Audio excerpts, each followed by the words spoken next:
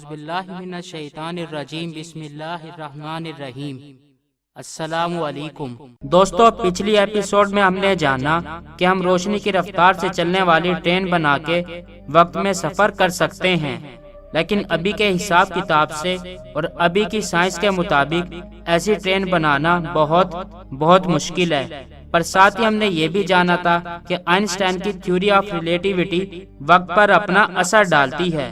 इस थ्योरी के हिसाब से ऑब्जेक्ट जितना भारी होगा वो वक्त पर उतना ही असर डाल के इसको बहुत ही ज्यादा आहिस्ता कर देगा। आए थ्योरी को मुकम्मल तौर पर जानते हैं। दोस्तों, वक्त एक नदी की तरह है जो अलग अलग हालतों में अलग अलग तरह से चलता है। हमारे सोलर सिस्टम यानी कि निज़ाम शमसी में मौजूद सभी प्लैनेट्स पर वक्त वहाँ की ग्रेविटी के मुताबिक चल रहा है। इसी सोच की बिना पर हमने अंदाजा लगाया कि कायनात में मौजूद बहुत से बड़े बड़े ऑब्जेक्ट अपनी ग्रेविटी के हिसाब से वक्त पर असर डाल रहे होंगे। वहाँ पर वक्त जमीन के मुकाबले में आधा या इससे भी कम वक्त में चल रहा होगा, यानी कि ऑब्जेक्ट जितना भारी होगा वक्त उतना ही आहिस्ता हो जाएगा। हम इसको समझने के लिए जीपीएस सैटेलाइट की मिसाल लेते हैं। ये घड़ियां जमीन की घड़ी से तेज इसलिए चलती हैं कि जमीन की कशिश शकल जमीन के वक्त को आहिस्ता कर देती है, जिससे यहाँ की घड़ियां जीपीएस सैटेलाइट में लगी घड़ियों से आहिस्ता चलती हैं। पर दोनों घड़ियों के दरमियान का वक्त इतना मामूली है कि इन घड़ियों के वक्त का हिसाब किताब करने के लिए हमें सैकड़ों साल इंतजार करना पड़ेगा। सैकड़ों साल इंतजार करने के बाद इंसान दोनों घड़ियों में सिर्फ 1 सेकंड का फर्क नोट कर पाएगा। दोस्तों, एहराम मिस्र भी वक्त के चलने पर असर डाल के इसको आहिस्ता करते हैं।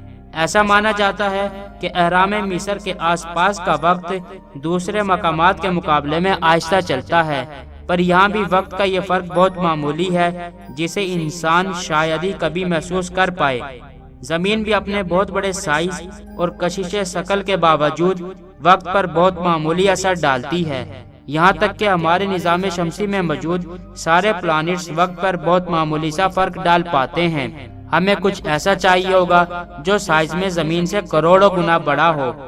दोस्तों, साइंस काफी तरक्की करने के बाद थ्योरी ऑफ रिलेटिविटी की मदद से ऐसे ऑब्जेक्ट्स का बता पाई है जिसकी कशिश शकल का दायरा इतना ताकतवर होता है कि रोशनी की किरण भी इसके खिंचाव से बच नहीं सकती। इसमें कोई ऑब्जेक्ट गिर तो सकता है लेकिन वापस नहीं आ सकता। इस बहुत ताकतवर ऑब्जेक्ट को ही ब्लैक होल कहते हैं। ब्लैक होल की मदद से हम कैसे वक्त में सफर कर सकते हैं जानेंगे आज की इस एपिसोड में। वल्लाहु आलम, अल्लाह बेहतर जानने वाला है।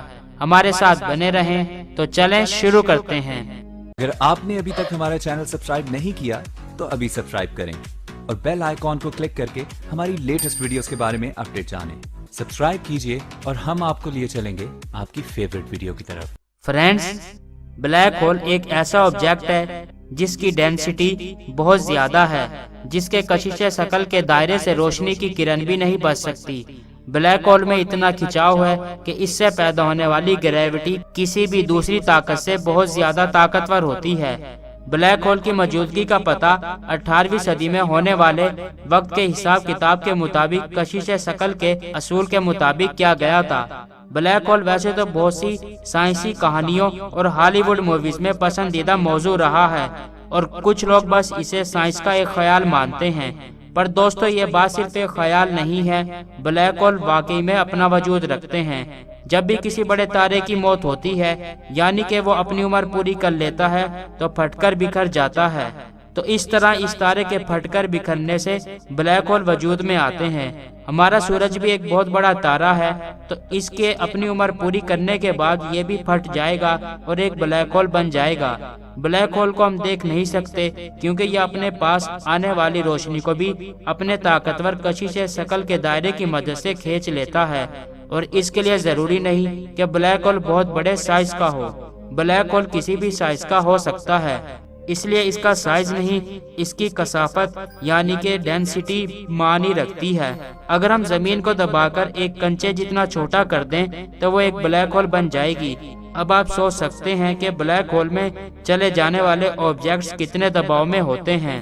ब्लैक होल का साइज और ग्रेविटी हर चीज की तरह वक्त पर भी अपना असर डालते हैं। اتنا کہ ہم بہت آسانی سے اس کا اندازہ لگا سکتے ہیں۔ بلیک ہول کو ہم دیکھ نہیں سکتے کیونکہ اس سے ٹکرانے والی روشنی لوٹ کر واپس نہیں آتی، یعنی جو بھی آبجیکٹ بلیک ہول کے پاس سے گزرے گا وہ اس کے اندر چلا جائے گا، اس سے بچنے کا کوئی بھی راستہ نہیں ہے۔ پر دوستو اس کی بھی ایک حد ہے، اس کے باہر کا مخصوص دائرہ۔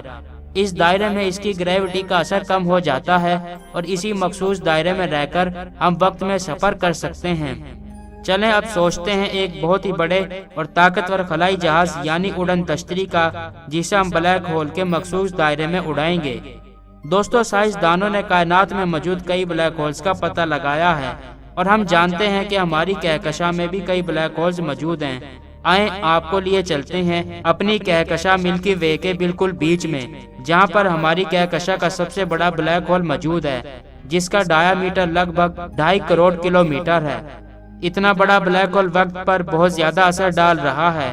یہ ایک قدرتی ٹائم مشین ہے۔ اس کا گھیراؤ ہی ہمارے نظام شمسی کے سورج جیسے 40 لاکھ سورج کے برابر ہے۔ اس کے مخصوص دائرے میں وقت کی رفتار زمین کے مقابلے میں آدھی ہو جاتی ہے۔ ہمارا خلائی جہاز اس کے مخصوص دائرے میں اڑے گا، جس سے اس کی گریوٹی ہمارے خلائی جہاز پر اثر نہیں کرے گی۔ ہمارے لیے وہاں پر وقت کی رفتار آدھی ہو جائے گی، اور جس وقت ایسا ہوگا اس وقت خلائی جہاز کے اندر بیٹھے سبھی مسافر وقت میں سفر کر رہے ہوں گے۔ ان کے لیے وقت زمین کے مقابلے میں آدھی رفتار سے چلے گا، یعنی کہ وہ اس سفر کو اگر 5 سال تک جاری رکھیں گے تو اس 5 سال کے عرصے میں زمین پر 10 سال گزر چکے ہوں گے۔ ہمیں اپنے خلائی جہاز کو بہت احتیاط سے اس کے مخصوص دائرے میں اڑانا ہوگا، ورنہ ہم اس کی گریوٹی کے دائرے میں آ جائیں گے۔ صرف احتیاط سے ہی اڑتے ہوئے ہم وقت میں سفر کر پائیں گے۔ پر دوستو وقت میں سفر کرنے کے لیے اس طریقے کی راہ میں بہت رکاوٹیں ہیں۔ ہمارا اس انداز میں بلیک ہول کے ذریعے وقت میں سفر کرنے کی سوچ سے بہت سے سوالات پیدا ہوتے ہیں۔ ہماری زمین کے سب سے پاس والا بلیک ہول ہی ہمارے سے 1600 نوری سال کے فاصلے پر ہے، اور ایک نوری سال وہ ہوتا ہے جو روشنی ایک سال میں طے کرے، یعنی کہ جہاں روشنی بھی 1600 سالوں میں پہنچے گی وہاں ہم کیسے پہنچ سکتے ہیں؟ اور اس دنیا میں روشنی کی رفتار سے زیادہ اور کسی کی رفتار نہیں۔ ہمیں تو وہاں پہنچنے میں لاکھوں کروڑوں سال لگ جائیں گے، اور اس کے علاوہ بلیک ہول میں سفر کرنے کی سوچ سے ہم وقت میں بہت زیادہ آگے نہیں جا سکتے۔ دوستو یہاں پر آ کر ہمارا وقت میں سفر کرنے کا خواب ایک بار پھر ٹوٹنے لگتا ہے۔ سائنسدان اس سچ کو مانتے ہیں، لیکن صرف ایک سوچ کی حد تک۔